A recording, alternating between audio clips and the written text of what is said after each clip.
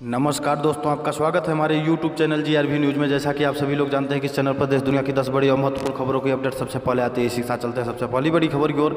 मोदी सरकार ने 1,68,000 मकानों के निर्माण की दी मंजूरी। सरकार ने प्रधानमंत्री आवास योजना के तहत शहरी क्षेत्र में 1,68,000 मकानों को निर्माण के लिए मंजूरी दे दी है। इसके तहत अब तक मंजूर किए गए मकानों की कुल संख्या 1 करोड़ 1 लाख हो गई है। एक बयान में गुरुवार को यह जानकारी दी गई है कि केंद्रीय आवास और शहरी मामलों के मंत्रालय ने बताया है कि केंद्रीय मंजूरी और निगरानी समिति CSMC की एक बैठक में यह निर्णय लिया गया है कि बुधवार को हुई इस बैठक में 14 राज्यों और केंद्र शासित प्रदेशों के अधिकारियों ने भाग लिया। मंत्रालय ने कहा, राज्यों ने भूमि स्थलाकृत खबरों, अंतर शहर पलायन, प्राथमिकता बदलने आदि जैसे विभिन्न मुद्दों के कारण परियोजना के संशोधन के लिए अपने प्रस्ताव रखे।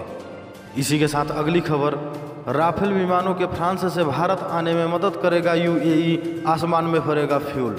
विदेश मंत्रालय की सलाहकार समिति की एक बैठक में 16 दिसंबर को विदेश मंत्री एस जयशंकर ने खाड़ी देशों के साथ भारत के मजबूत होते रिश्ते को रेखांकित किया था। उन्होंने कांग्रेस सांसदों को बताया था कि प्रधानमंत्री नरेंद्र मोदी के गहन प्रयासों की वजह से भारत का खाड़ी देशों से संबंध प्रवास और ऊर्जा से आगे बढ़ गए हैं। भारत और संयुक्त अरब अमीरात UAE का यह खास रिश्ता इस महीने के अंत में आसमान में दिखेगा, जब फ्रांस से आने वाले 3 राफेल विमानों के भारत पहुंचने से पहले UAE की वायुसेना मिड एयर रिफ्यूलिंग करेगी। UAE एयरफोर्स का Airbus multi road transport tanker France से भारत के अंबाला तक 8 घंटे की नॉन स्टॉप उड़ान भरने वाले राफेल लड़ाकू विमानों में 2 बार ईंधन भरेगा। 29 जुलाई 2020 को जब 5 राफेल विमान फ्रांस से भारत आए थे, तब French multi road transport tanker ने 4 बार ईंधन भरा था। इसी के साथ अगली खबर, भारत ने पड़ोसियों को मुफ्त में दी कोरोना वैक्सीन, पाकिस्तान खरीदने के लिए टटोल रही जेब। एक तरफ जब भारत की ओर से कई पड़ोसी देशों में कोरोना वैक्सीन की पहली खेप पहुंचा दी गई है और वहां की सरकारें अपने लोगों को टीका लगवाने में जुट गई हैं, तो एक पड़ोसी ऐसा भी है जिसे अपनी करतूतों की वजह से यह सहायता हासिल नहीं हो सकी है।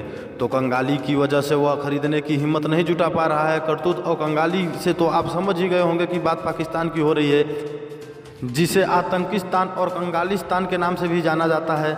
भारत के खिलाफ दिन रात साजिशें रचने और खून खराबे के लिए आतंकियों को भेजने वाले पाकिस्तान ने हिंदुस्तान में तैयार कोरोना वैक्सीन कोविशील्ड को मंजूरी दे दी है, लेकिन वह इन्हें हासिल नहीं कर पा रहा है। इमरान खान मोदी सरकार से सीधे बात करने की हिम्मत नहीं जुटा पाए तो प्राइवेट सेक्टर में इसे खरीदने को कहा, लेकिन अब कीमत सुनकर वे जेब टटोल रहे हैं।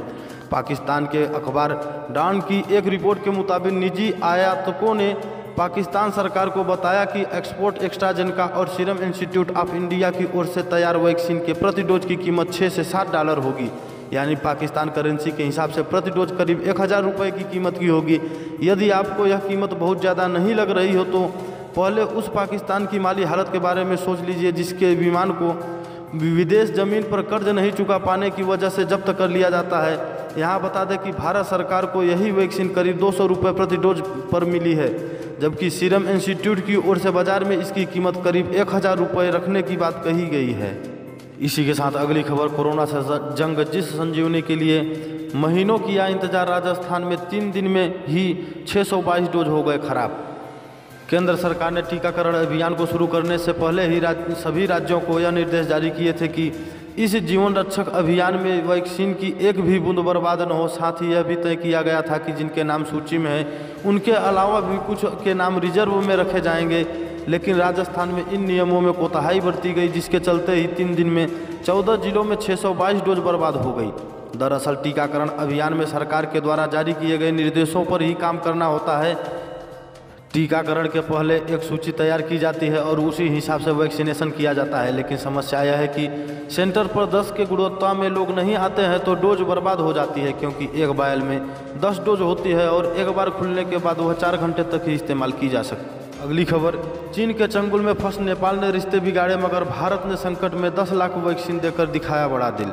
बोल में फंसकर जिस नेपाल ने अपने सबसे अच्छे पड़ोसी से रिश्ता बिगाड़े थे संकट की घड़ी में, आज उसी ने उसका साथ दिया है। कोरोना वायरस के खिलाफ जंग में नेपाल की मदद के लिए उसका मतलबी दोस्त चीन काम नहीं आया, बल्कि भारत ने ही कोविड-19 वैक्सीन की सप्लाई कर अच्छा पड़ोसी होने का धर्म निभाया है। भारत सरकार ने आज सीरम इंस्टीट्यूट की कोरोना वैक्सीन कोविशील्ड की 10 लाख डोज को नेपाल रवाना कर दी है।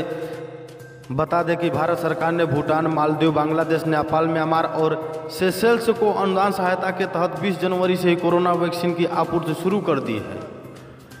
इसी के साथ अगली खबर, गणतंत्र दिवस 2021 को लेकर ट्रैफिक एडवाइजरी जारी। दिल्ली में 23 जनवरी को इन रास्तों पर जाने से बचे 2 मेट्रो स्टेशन भी रहेंगे बंद।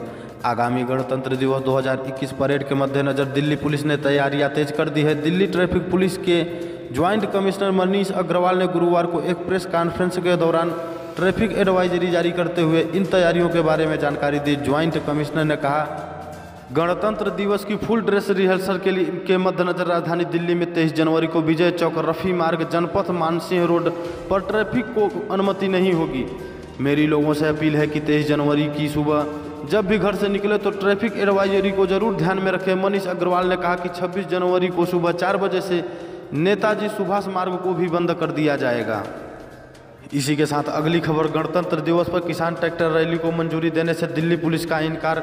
आज फिर होगी बैठक। नए कृषि कानून के खिलाफ गणतंत्र दिवस पर किसानों की ओर से प्रस्तावित ट्रैक्टर रैली के संदर्भ में दिल्ली पुलिस और किसान संगठनों के बीच गुरुवार को सिंधु बॉर्डर के निकट मंत्रम रिजॉर्ट में हुई बैठक बेनतीजा खत्म हो गई। संयुक्त पुलिस आयुक्त उत्तरी क्षेत्र एस यादव इस बैठक का समन्वय कर रहे थे।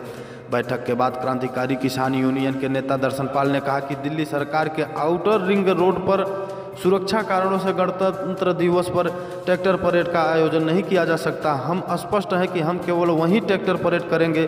केंद्र के साथ कल की बैठक के बाद हम पुलिस के साथ एक और बैठक करेंगे। इसी के साथ अगली खबर, पाकिस्तान ने हाथ फैलाकर मांगे टीके, फिर भी चीन ने महज 5 लाख डोज देकर टरकाया। कहा, विमान लेकर आना और ले जाना।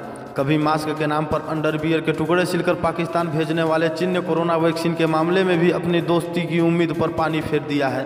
22 करोड़ की आबादी वाले पाकिस्तान को चीन ने केवल 5 करोड़ टीके देकर टरका दिया है, वो भी तब जब पाकिस्तान ने दोस्त के सामने अपनी झोली फैलाकर मदद की गुहार लगाई। और तो और चीन ने पाकिस्तान की बेइज्जती भी कर डाली और कहा है कि अपना विमान लेकर आना और टीके ले जाना।